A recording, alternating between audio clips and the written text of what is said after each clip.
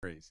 We do this every week, and for those of you who are new to us, I thought I'd just say a word about why.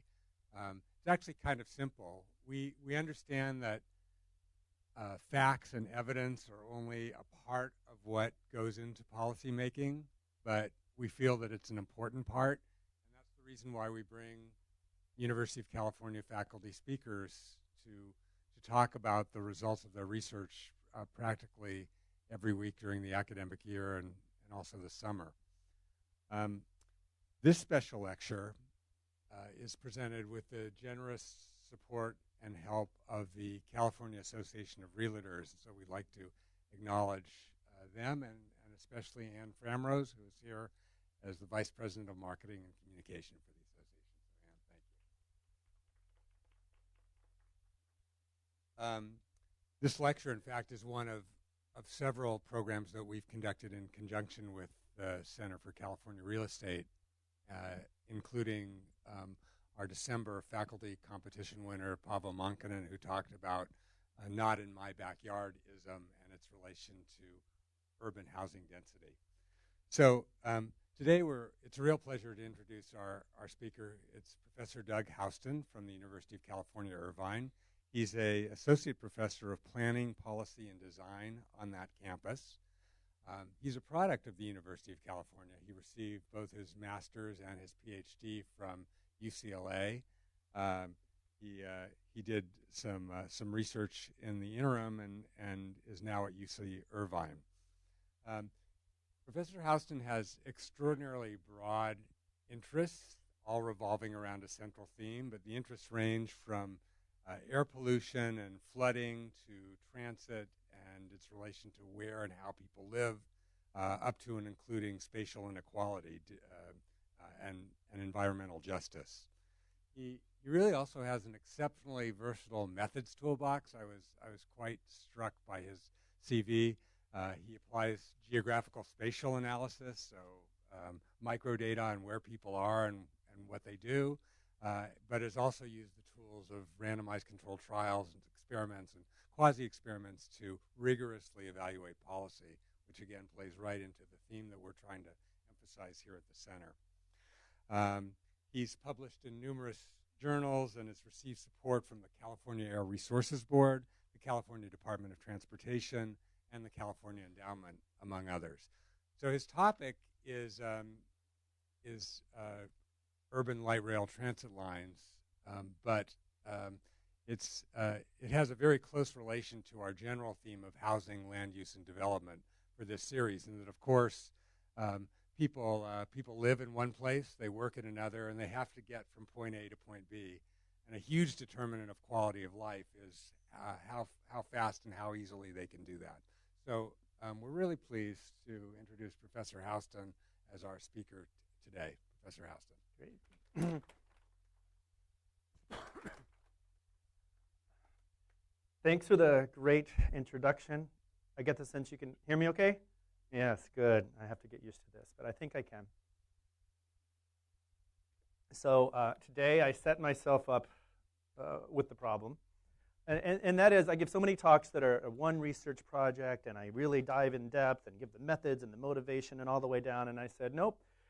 Today what I want to do is really collect some of the key highlights from a lot of the different studies that I've been doing over the past few years, and to try to pull together some major themes and insights. So today I'm not going to dive so much into the details and the methods. Certainly I'm happy to talk about those, but I do want to be able to describe to you some of the studies I've done and some of the insights that I bring out of those studies for one of our major policy questions.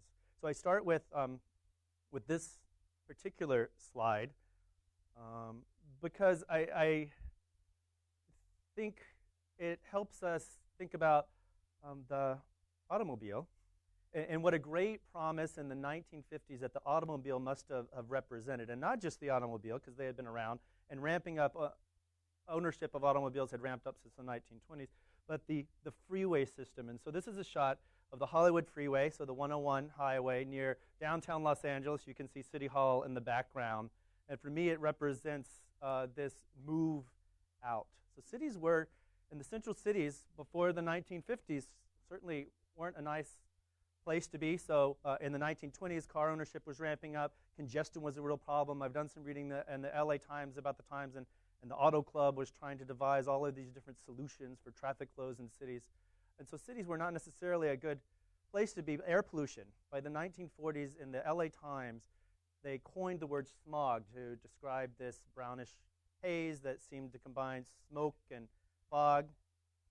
And so the car was a way to get out. The freeways must have just been, I don't know, I think very awe-inspiring, quite an accomplishment. But the question today is that, have we gone too far? Some people might say that although the freeways have given us great benefits, certainly fueled in part the economic boom of the post-World War II period and continued prosperity, certainly we all enjoy the mobility that freeways provide. But in my field of urban planning, policy, and public health, we question if we've gone too far. And some of us, and sometimes I would say, yes, maybe we have. And so people call it sprawl. It's not just decentralizing, spreading out to the suburbs, that somehow with the freeways and these other federal programs of supporting housing development that we've had, maybe we've spread out a bit too much. There are not just benefits, but certainly very high costs of freeways. So freeways have been called ugly, certainly polluting, and that's one area of research I do. I'm not going to talk so much about today, but certainly disrupting, and that sprawling development results in long commutes and continues to lower physical activity and obesity. So there's some real concerns that our urban development is harming us. Now, we've made some really good progress, actually, around air pollution issues, making cities healthier, and a lot of that is through, say, since the 1970 Clean Air Act amendments. The federal government took a really heavy hand in regulating air pollution and transportation development. And we do that at the regional level through what's called this is for the Southern California, the Regional Transportation Plan. That every 4 years, our major air basins have to come up with this plan to show how our growth, so where are people going to live, where are jobs going to go, where are the transportation systems that are going to connect them. They do a modeling exercise of projections and come up with, in this case, a projection out to 2040, where people are going to live, where jobs will be, how we're going to be able to move between these places in order to show that with all of this development, all the things and roadways that are going to be built, that we can conform to federal air quality standards. Right? And so this is our most recent effort. But in California, we've added on the Sustainable Communities Strategy, and that's really coming out of efforts such as Senate Bill 375 that says that planners need to do our part to develop cities in such a way that people are driving less, which means their vehicles are polluting less, lowering greenhouse gases overall. So a second goal of the Regional Transportation Plan is how can we reach state requirements to reduce greenhouse gas emissions from the transport sector. I think it's some pretty ambitious goals, but just to give you an example, here's 2 criteria: pollutants and how much they are hoping to reduce it by 2040, 8% reduction in NOx and PM 2.5, but some significant reductions in greenhouse gas emissions or carbon dioxide. And these projected kind of reductions are beyond the targets set by the Air Resources Board for the Southern California region. Certainly, vehicle technology, cleaner vehicles, alternative fuel vehicles are going to be a really important part of whether or not we can achieve those reductions, for sure.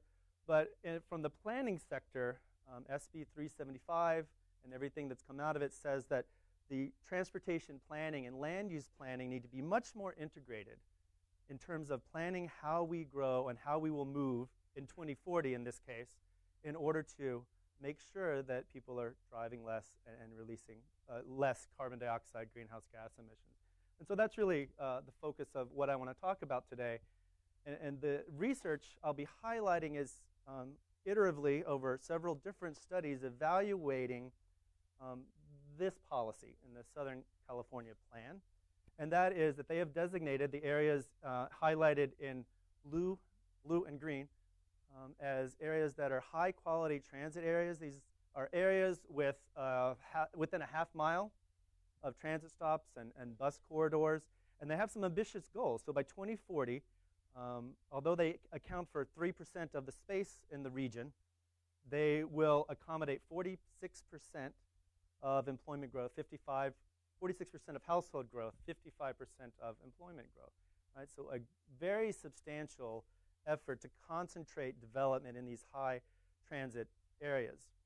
So it's not just about transit. The goals are fleshed out well, that it's not just being close to transit. Certainly that might help people have an alternative to automobile driving, but these places are envisioned to be more walkable. So how can we make them safer? How can we put destinations closer to people's residence so that they could walk there or take a shorter trip, get their daily needs done with less driving, so that these places could also promote physical activity and health. So a few benefits of these areas could potentially be expanded alternatives to driving. Walking, biking could be promoted. Here there's a shot of bike riders taking the Gold Line to Ciclavia, which is an annual event of shutting down the roadways for car traffic and really celebrating non-automobile modes. These areas could also promote vibrancy for neighborhoods. So increased access to jobs, certainly. Schools, healthcare closer to home. That could be really an important resource. As well as more activities, more eyes on the streets could actually make places safer. And here we have a shot of Lamert Park, this pocket park where the street has been blocked off right along the Crenshaw line that's being developed and built right now. But also there's a wide range of potential economic benefits. So certainly more affordable housing is an important goal for these corridors. From a policy perspective, it can be pretty challenging, but here we have in the background of Mariacha Plaza along the Gold Line, a hotel, which you can see from that shot to this shot, has been a major renovation, which includes a lot of affordable housing. Also, these areas could heighten or increase retail sales. There could be higher business profits, perhaps, enhanced commercial home values, real estate values. So there's a lot of hope that these policies could really change areas and communities. I'm coming back to, that's kind of a framework of what motivates my research in several studies I'm going to review. But I want to come back to this as we look at the Gold Line heading to East LA, kind of as it leaves downtown, to ask that question: can these compact rail transit corridors really transform the automobile city? I think it's a really ambitious policy goal, and I try to start whittling away at providing some evidence for policymakers along the lines if we're heading in the right direction. So on the one hand, I'll show some things that are pretty hopeful that this is a good policy, as well as listing and talking about some of the challenges and opportunities for sustainable travel in Los Angeles. Here's an image, a map from one of my studies, so I'll give you a little bit about how we did the study, but definitely I want to leave you with some takeaways. And the takeaway here for this is that compact transit corridors are probably a good idea. I think that the policies were based in a strong research record about how these, if you develop these places, how people will behave, even as we kind of dig in deeper here. So this is a map representing a study that I led, which used the California Household Travel Survey from 2012, and we had the precise residential locations of everyone in Los Angeles County. And then we, with Caltrans support, we funded a supplemental sample to enhance the sample in these areas near the Gold Line, which goes from downtown up to the Hollywood area to the San Fernando Valley, as well as from the Gold Line. You just saw the train going east, but also up to Pasadena. And what we did was we used the survey, and we were able to look at the daily household travel, and we found that denser areas with greater transit access and transit had lower vehicle ownership and usage, and more walking and transit trips. So it seems like providing these areas is a good idea, that the policy is most likely heading in the right direction. Now, this study didn't exactly tell us if we have the right magnitude to get us where we need to achieve in terms of overall goals. What I want to do is also show you another insight we had, which is that not all transit corridors are created equally. And this is a Gold Line train in Pasadena. passing through a transit-oriented development, which was a housing complex built right over the line and the station. There's a historic rail stop in the middle of the development, which has a nice restaurant. So we found, and you saw on the map, I pointed to the red line, kind of going up towards the San Fernando Valley, that households near the Red Line subway had about 11 fewer miles driven and higher transit ridership than those households along the Gold Line light rail. Yes. And here we have a development above the Hollywood and Western Red Line station. It mixes affordable housing as well as some commercial uses at the bottom. I think there's also a child care center right there, really trying to foster this area as a hub right on top of the subway station. And these things are possible in many ways through private-public partnerships. Metro owns the land, and they're able to incentivize and bring in a private developer to do some of these development agreements. So there's been a substantially larger amount of development along this older subway line. And what we found by doing these case studies is that planners should really consider kind of the social and development context of corridors in efforts to improve transit access and to maximize development.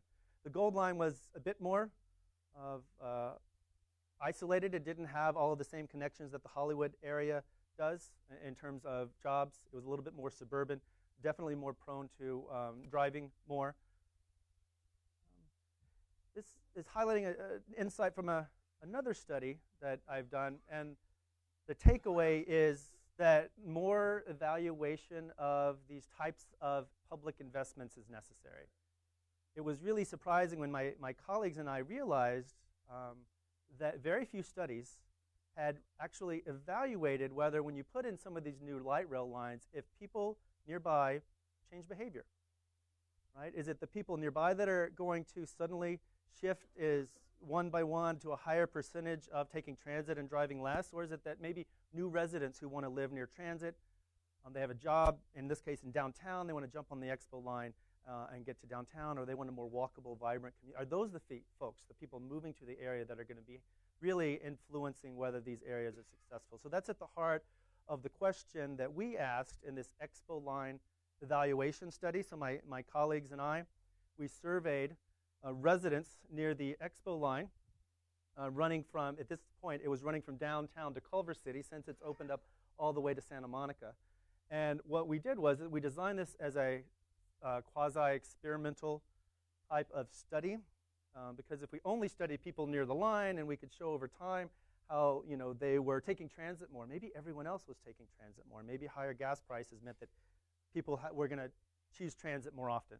So what we did was, the quasi-experimental part is that we assigned the people within walking distance. We assumed half a mile of these transit stations to the, what you could call the treatment group or the experimental group. That is, they are going to get the treatment of having a new light rail service in their community. The idea is, how does that impact their behavior? We had a control group here down the Crenshaw corridor. Construction had not started on the Crenshaw line, which is now happening. And these folks, they lived in a similar type of built environment, a similar type of access to jobs, amenities, other types of transit services. And so the idea is, gas prices go up, everyone is impacted, so we have a control group for comparison.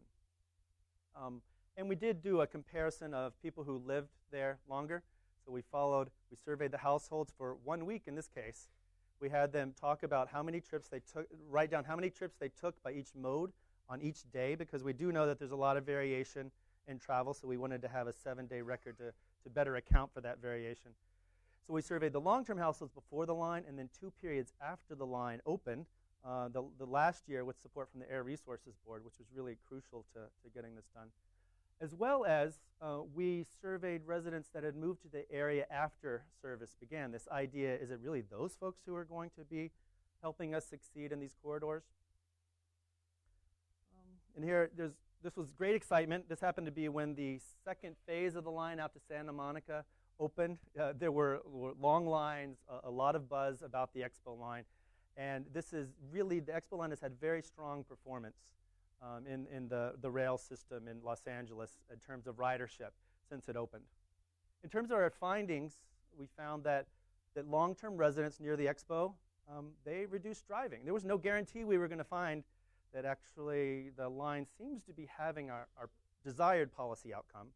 It's an empirical question, but we did. We did find that residents who had lived there after we surveyed them once after the line opened, and then that third time, almost over a year, about 18 months after the line opened, that households near the expo line, that treatment group, drove 10 fewer miles per day compared to the control group, which lived farther away.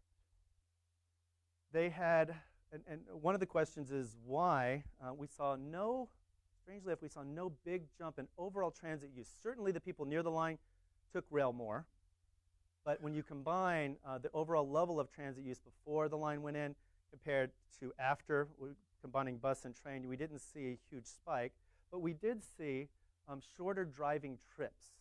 We found that folks in that corridor were certainly not driving as much, but they were doing like a lot of more local destinations.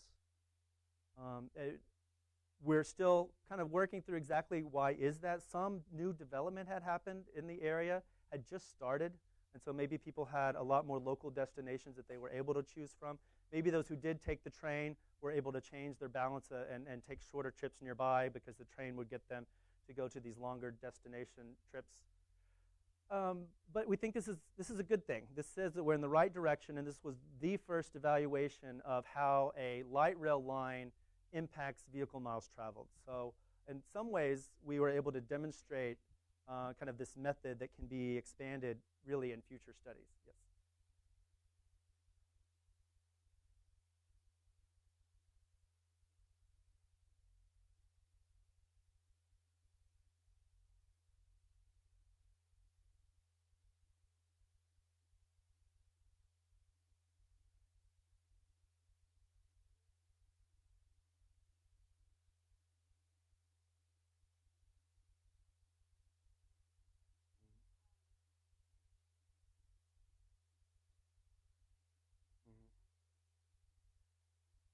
Mm-hmm. Mm-hmm. But,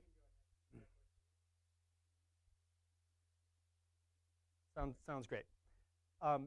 We collected data on every household member 12 and over, so we didn't get to do that for the study for the younger children. So, and our overall sample of children was relatively small. So, yeah, good question. I think that that's an area certainly for future research too. I do want to say that new residents, that other group, right, folks moving to the line after it opened, they tended to be younger.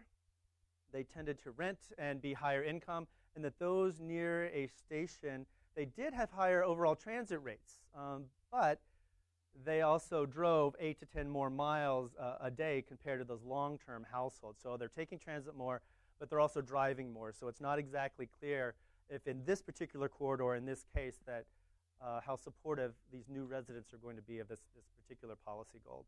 It may take more time to really do analysis, not only for this corridor, for other corridors.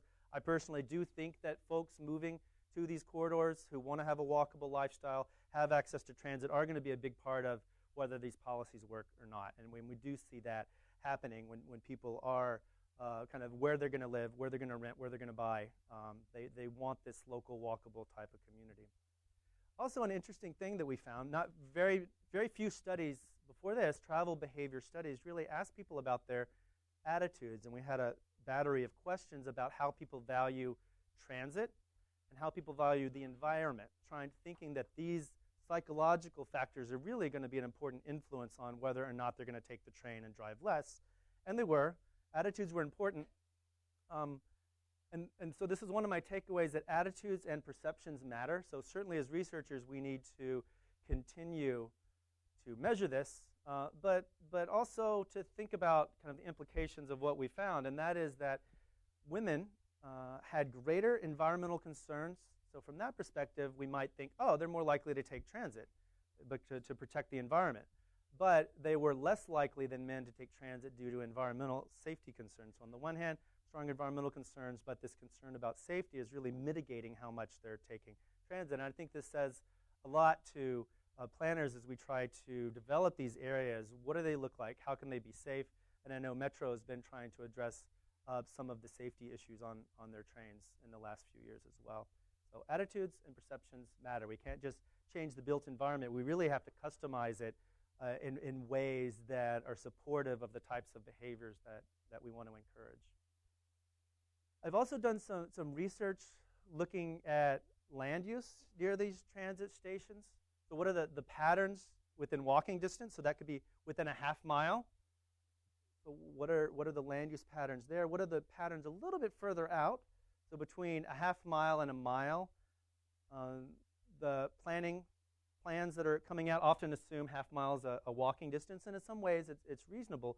But what we found is that, and I'll get to this in a minute, that impacts of rail development are impacting land use conversions even farther out, at least out to a mile.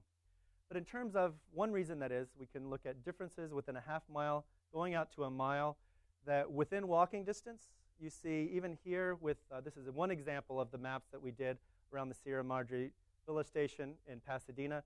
The pink here being commercial. Some of these blue areas, these are industrial types of facilities. And as we go from 2001 to 2012, you do see the hatched areas are those parcels that change their land use category. So in terms of what's there, within walking distance, there was a higher percentage of duplexes and multifamily housing. So that might help us support a greater density in these areas, and also a higher percentage of commercial and industrial uses. And this is near, although I'm showing a Gold Line station here, all rail transit stations in Los Angeles County. As you go farther out, the composition changes a bit. So between 0.5 to 1 mile, you see a higher percentage of single-family housing, a lower percentage of commercial and industrial uses. And that we did find, as in the previous study I mentioned, substantial variation by rail transit line. So a higher percentage of single-family housing, particularly near the Gold Line, phase 1 that I talked about earlier versus other stations along like the red line. So again, substantial variation by line. So as we think about putting in these investments, we have to look at kind of what are the land uses within walking distance, even a little bit farther, as we kind of anticipate how the land use and the real estate market is going to be changing and transforming nearby. Here are some shots that we took when we were studying having these case studies near the Gold Line. This is a major development. This is that Sierra Madre Villa Station I just highlighted. There's a walkway over the freeway to this parking structure that is right adjacent to this new apartment building. As an example of the type of development, the near rail development that has been taking place. I'll just highlight in terms of changing the conversion of parcels, I'll highlight what we found regarding the conversion of vacant parcels. So between 2001 and 2012, it's important to know conversion rate overall, and that is that those within walking distance had a relatively, it was 60% had no conversion, that is they remained undeveloped. Farther out we saw that percentage that remained undeveloped was a bit higher, so closer to the rail we saw more development overall.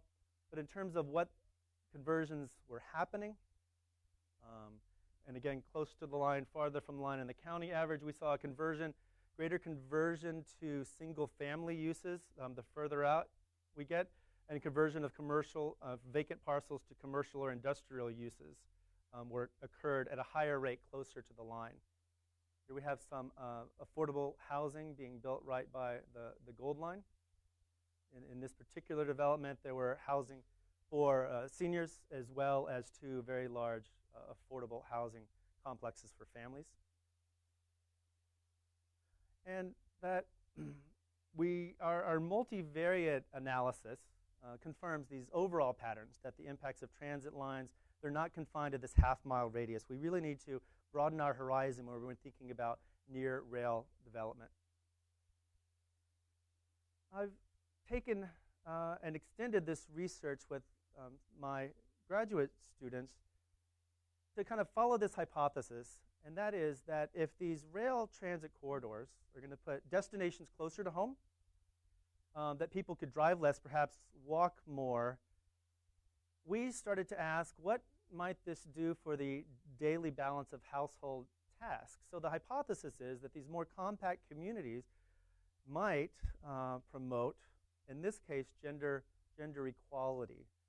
And so what we found was, at a county-wide average, using the California Household Travel Survey, we did a subselection of married heterosexual couples, so husbands and wives, in the region as kind of a first cut to understand whether these more compact communities are going to change how families spend time. On the county level, husbands had fewer trips overall, but had greater travel distances. Wives, overall, had more trips. They tended to walk more, and they had less travel distance. So in terms of distance and travel, we were seeing some differences at the county level. And the question is, could compact, livable corridors alleviate spatial and time constraints for couples living near transit in these compact communities? Perhaps enhanced mobility and access to opportunities will change the behavior, and it could help married couples balance daily tasks and travel. So maybe not everything in the household will suddenly be equal if families get a rail line nearby or they move to these areas, but overall, having these greater amenities, did it change kind of the balance of household duties? It could be an unintended consequence of this policy. And what we did find, we confirmed in large degree our hypothesis that couples in more accessible and walkable areas, they had greater equality in trip frequencies and travel distance after controlling for a whole set of other factors using multivariate analysis. So here's a measure of regional accessibility. This is the lowest accessibility level. That is how many kind of amenities are within a given distance of home. This is one of our measures of compact communities. And here it's on a gradient in quartiles from low, medium, high to high. And we do see when we measure equality, so really measuring the number of this is miles, I think, the distance, that's right, trip frequencies and distance, we do the subtraction. On aggregate, we do see a reduction in inequality, overall inequality, as well as when we look at the walkable using walkscore.com. We generated a measure for every home location, and those folks in more car-dependent areas, those couples had greater inequality in the trip frequencies and distance compared to those in more walkable areas. We took it a little bit farther. I'm always trying to layer new methods on, spatial analysis methods. And here it was, we asked not just are people taking more trips, taking fewer trips, driving more or less, but where are they actually spending their time in kind of the urban fabric. And so this is an example of the locations in black here of where a woman in the sample, a 44-year-old Hispanic female in the survey, spent time, and we came up with these geographic approximations of kind of the shape of her, what we're calling activity space. Here's another measure, so we tried several measures of constructing these areas. And the idea is that these areas are kind of a whole, if you consider them together, are really an example of her activity space, but access to opportunities. So when men and women are, where do they spend time? And within those activity spaces, how many jobs are there? Can they get to recreational facilities? Are these spaces really spreading and sprawling out, or are they very concentrated? So the idea is if you get people in compact communities, are we going to be concentrating them around these activity centers? So we measured that, and we put an equality framework to it, and we found that couples in more accessible, walkable areas had smaller overall activity spaces. So for both men and women, husbands and wives, so they were concentrating more as part of what our hypothesis was. But when we compare them also, they had greater equality in activity spaces compared to couples in less accessible and less walkable areas. So this research, and we've got to dig into it some more, really for me is starting to show that there are some potentially positive kind of consequences of having these more compact communities where people are hopefully having locations closer, getting out of the cars, walking more, and having more accessible areas to live in.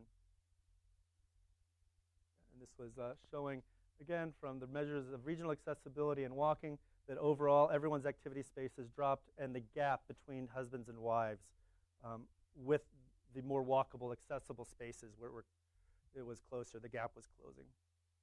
So here I pull from some research from colleagues at UCLA and UC Berkeley to make what I think is a very important point, not from my research, but that protecting communities from displacement in these communities is really key and central if we're going to be successful.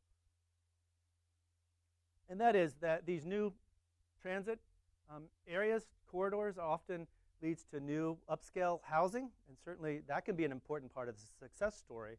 But it can also, that you have to watch out, because rents in the surrounding areas, they tend to rise, and that existing residents can be priced out. So we want to ensure, as we pursue this development plan in transit corridors, that we're able to ensure that the folks who need transit the most, who are maybe don't have access to cars or resources, will be able to live close by and walk to transit. There's a lot of opposition. That sign is from Boyle Heights, around the conflict about these issues of gentrification, and they're certainly not easy to kind of work through. But certainly we have to work to make sure displacement is not undermining kind of the goals that we want to achieve.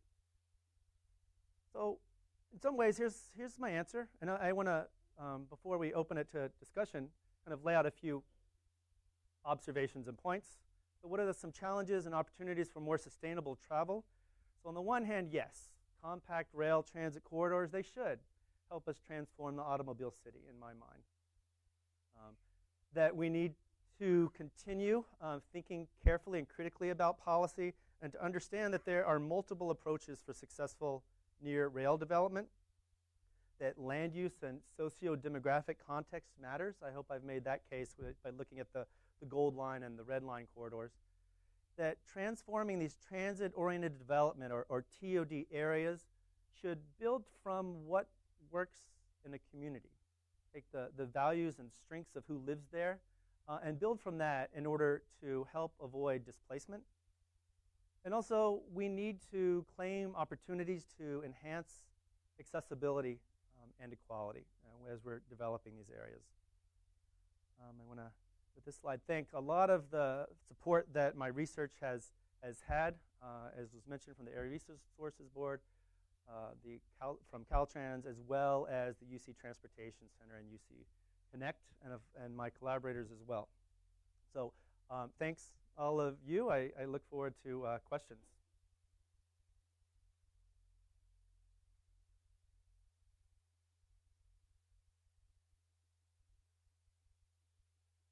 Yes.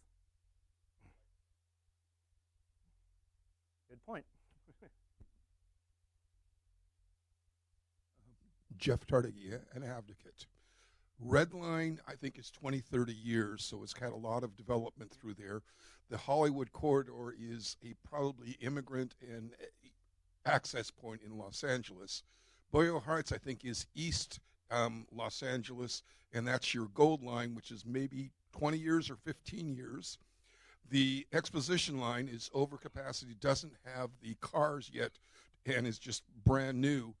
The Crenshaw line that you're building, does that truly go all the way to the airport? Because the previous one didn't, and you saw what that meant, and it looks like everything in research is north, nothing south, to example of Long Beach, in what that corridor has possibly provided over the region. Now, with all those, I haven't asked you a question yet, is because Los Angeles is already exceeded, and this is the only way that they're spending dollars right now. Question mark is, as you talk about displacement, but also is factors in there of what you're regarding is what do you find is meaning the most successful for the transportation needs? In other words, the Exposition Boulevard runs along the Santa Monica Freeway, which seems to be a very popular corridor, yet I perceive a parking issue on that corridor. So what happens to provide, because you're only talking about the residents, not the means of, should we say, transit ridership, if that's clear? It's big, so you provide great context. I didn't dig that deep, but clearly you know the system. So, and you also lay out some of the challenges. I think that we are early on in this major construction campaign. I'm hopeful, although I don't have the numbers to back it up, but I am hopeful that once you have full build-out, and certainly the planners are saying that, once you have full build-out of the system, that everyone will, in aggregate, understand that this is going to get you farther with reliable quality service, and that the ridership will go up. So right now we have a lot of challenges with maintaining ridership. All right, good. There's a lot of broad questions in your questions. So, thank you for this work.